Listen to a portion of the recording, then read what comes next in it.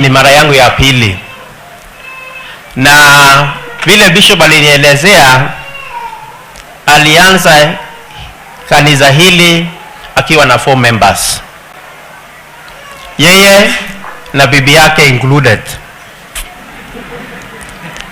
But as we are speaking, Your Excellency, we have a membership of over 2,000. Na jengo hili limekuwa ndogo. That is why they need room. Wapate kanisa pia ya watoto wa Sunday school na ya wazazi. And that informed this decision that we invite you so that you be part of us. Tuone vile tutaanza hiyo kazi. It will not be a small church. Sanctuary kubwa ambayo itachukua watu around 6,000. Makofi kwa kanisa hili. So pongezi sana na tutawashika mikono. I know hatutamaliza leo, but this is a good start for all of us. And I want to request Your Excellency that you be part of us mpaka tufungue hili kanisa, because you have been given that responsibility by the President. Alianza na amesema deputy yake atamaliza. Si ni kweli? Makofi kwa our Deputy President. Kwa sababu hii siku zio siku yangu, Your Excellency, I just want to make a request. On behalf ya wenyeji wa Bomet. Ingawa tuko hapa Kablong, but I will speak on their behalf. Allow me to address you as the principal assistant of the President. Kuna mambo machache ambao hawa kama wangepewa nafasi wangeongea. But I want to put a disclaimer, Your Excellency. Hii maneno sio yangu, ni ya hawa. I've also been listening to the ground. So, I don't want anyone kunihukumu baadaye. Hii maneno sio yangu. And part of it may be also be touching on me. And all of us, especially the politicians. So, waje nisome hiyo maneno, Your Excellency, maneno yao, kwa sababu hawakupata nafasi. I know we have radio callers hapa wamekuwa wakiongea, wakina Koja wako hapa, si ndio? Mko hapo? Wasimame tu radio callers. They are opinion leaders of this community. And some of the information tunapata kupitia hawa kwa sababu ni watu wa ground, si ndio? Uja mwana mwana aliyekuwa?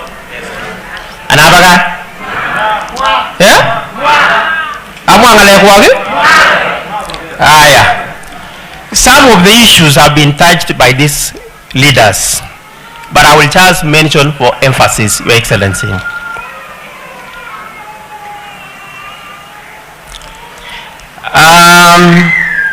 I want to start by saying the sermon that we have received today has given us a very strong foundation for this discussion. And that was a very powerful message, Bishop, and I'm very sure it has reached all corners of this republic, because I want to believe that we are live in your page, Your Excellency. So, hiyo ujumbe imefikia kona zote za nchi yetu ya Kenya. One, Your Excellency, and I want to put in point form so that I don't take a lot of time. And this is from them, sio yangu, ni yao. Kwanza, Your Excellency, tunashukuru Mungu hapa tumefika kama taifa la Kenya, na hasa kama serikali ya Kenya Kwanza. Tunashukuru Mungu. That is what they are saying. Safari haikuwa rahisi, and we should not forget that. That is what these people are saying. They are also reminding us, serikali ya Kenya Kwanza, of our slogan, which we still have it. Sio uchawi, ni maombi. They remember that, and they are still reminding us that sio uchawi, ni maombi.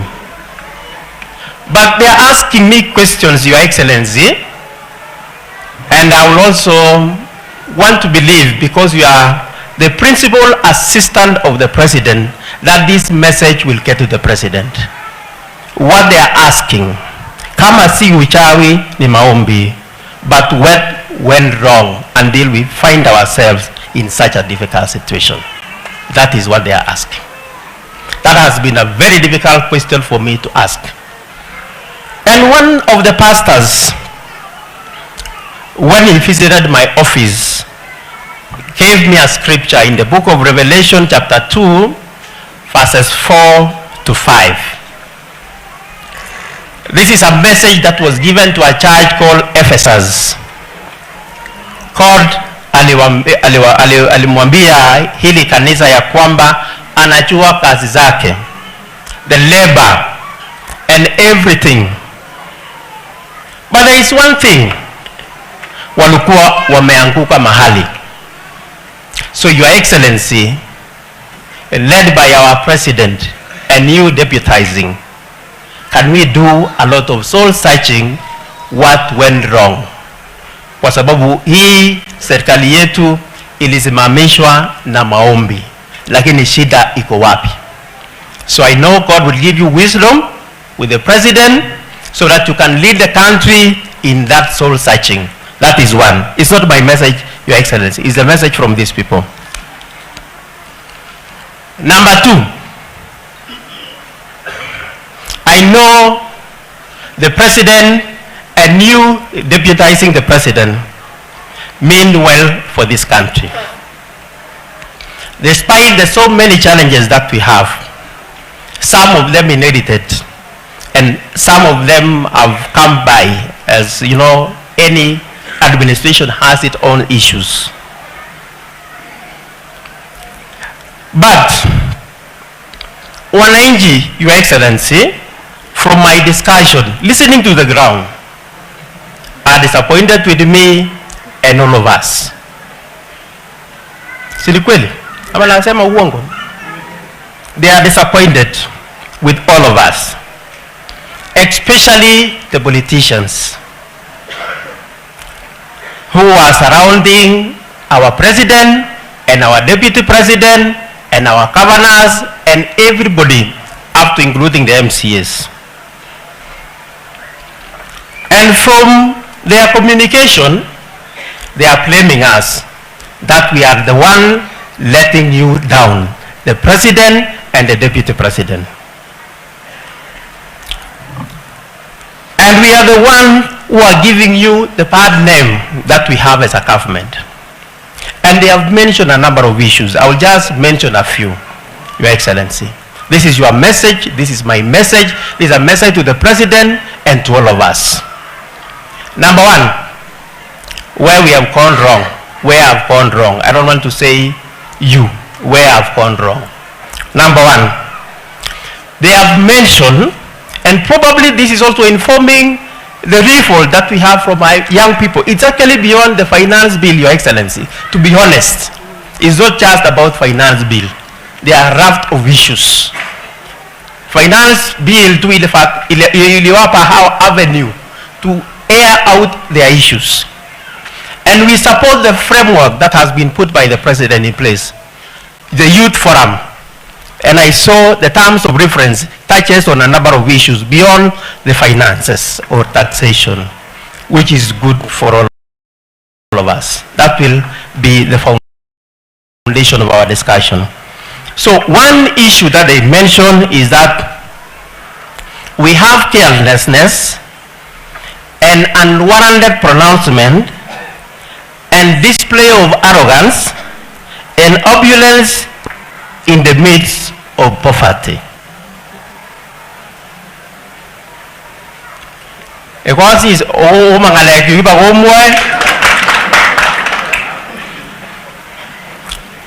Which risks dividing the country, and they are advising us that we must weigh our words carefully before speaking out.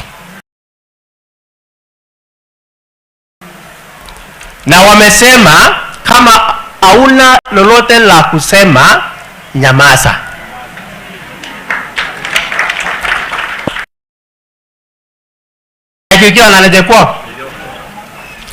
Number 2,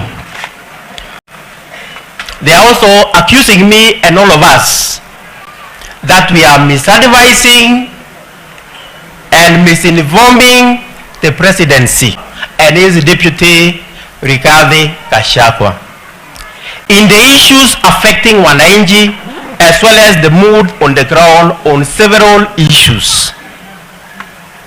They are saying, let us tell each other the truth, even if it is bitter. We can only remain friends if we can tell ourselves the truth. That is the only way we can ensure our survival as a government and as a country. That is not my message, Your Excellency, so don't accuse me. They were telling me, I'm listening to the crowd as your advice. The other issue that they mentioned, Your Excellency, is disrespecting the presidency. That is the president and his deputy, by some of us. And by the way, let me tell you, Your Excellency, wananchi are not for these fights. They are not. They are not for these fights. They are not. They are against these fights. They know what they will lose. Hatutafanya maendeleo tukipigana, because we'll be busy putting off fires all over. So they don't want. That is just but a few, Your Excellency. Maybe I will just hand over the notes so that you can read and also take to the President. Number 3, what they have also told me after listening to the ground, that they have all the confidence in you and the President.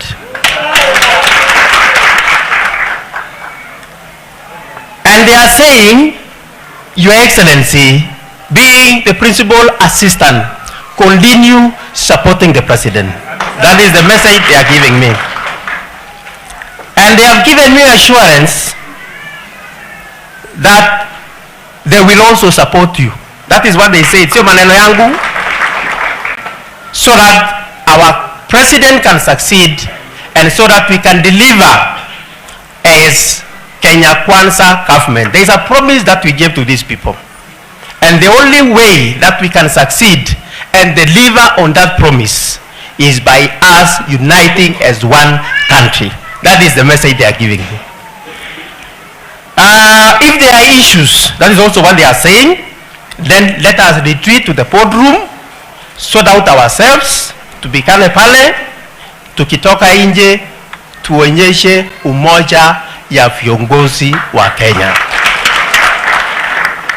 And they are saying, please let all of us do all this with utmost humility. You can't succeed alone. You need my support. The president cannot succeed alone. He needs the support of the deputy president. He needs the support of the MCAs.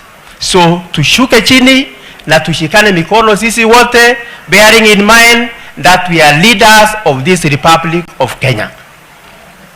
Sindio? Yeah, we can't have Kenya if we don't have Kablo. We can't have Kenya if we don't have Bomet. So all of us are equally important. Irrespective of your age, you are equally important. Irrespective of your position, an MCA is as important as the president. So for all of us to succeed, lazima tushikane mikono.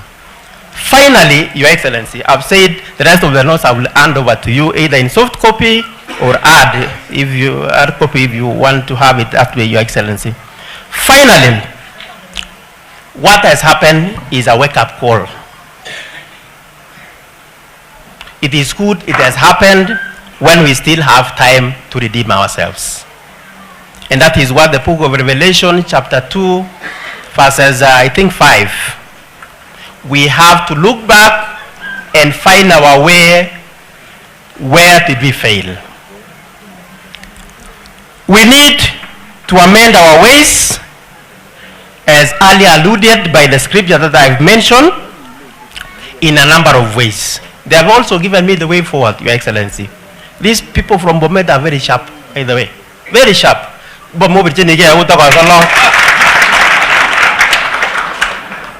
They are very sharp. By the way, let me tell you, we have issues, but we normally solve them in-house. The only county is Bomet. I don't know whether you know that, Your Excellency. The only county that we didn't have demonstration also by our agencies, but that does not mean we don't have issues, is here. Because in April, tulikuwa na conference ya youth. We had a conference of youth where we invited over 1,500 youths to address the challenges that are facing the youth, and number one was the issue of unemployment. So, and I promised them that I will use the 1,500 cohort as an example. So next year we'll be having the first anniversary, and we must report what we have been able to do for the 1,500 graduates that appeared for our first conference, youth conference. So there are issues, a number of issues that they've mentioned, which I think you'll still read from the notes that I will hand over to you. Now, they have given the way forward, Your Excellency.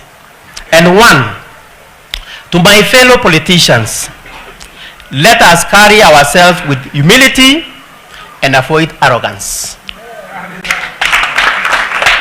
The people we lead have feelings, and they also know what is right and what is wrong. And let us be focused on the cause. Kama wewe ni MCA, fanya kazi yako. MB, fanya kazi yako. Deputy President naye afanye kazi yake, na President afanye kazi yake. But when we are reacting to issues, when we are addressing challenges, when we are giving out government policies, to peane na humility. You know, the problem that we have in this country, Your Excellency, if I have to be honest, it is only you and the President who knows how to package the message. By the way our people are packaging the message that week, even the finance bill, sio kitu mbaya, but how we package becomes a problem. Inaletuletea shida, because the messenger ni mtu mbaya. So the message pia inakuwa mbaya, is because the way we portray ourselves, the way we present ourselves before wananchi, with a lot of arrogance.